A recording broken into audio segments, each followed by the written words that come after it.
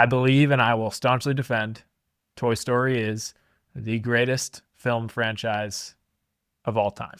I'll let that sit with you and I will explain my Whoa. rationale. I will explain my rationale if you need it. Animated, I can definitely get on board with that, but I'm excited for rationale. I'm gonna explain my justification here, and it really has to do with consistent quality. I think we are now on movie 5 of this franchise. There aren't that many franchises that make it to 5. I mean, if you want to talk Fast and Furious, Oh, that's number a Fast 7, and the 8. Furious. Yeah, come Yeah, on. exactly. Yeah. There aren't that many that make it to 5. The important thing is that the quality of these movies has just remained remarkably consistent.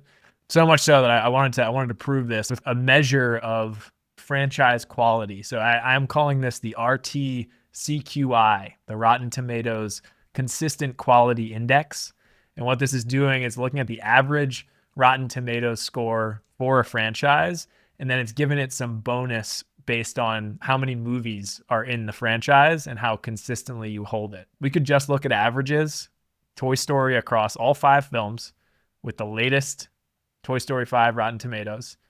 We're looking at a 97.6 average Rotten Tomatoes score across five movies. The Lord of the Rings trilogy, which was the only one I could think of that might give it a run for its money, 93.3.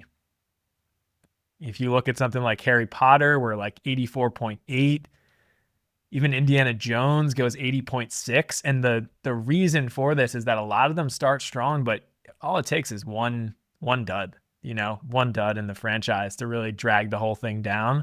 I'm curious, Al, if how Spider-Verse might do when the third, if we can consider that a franchise after the third Oh, releases. definitely a franchise. Definitely. Yeah.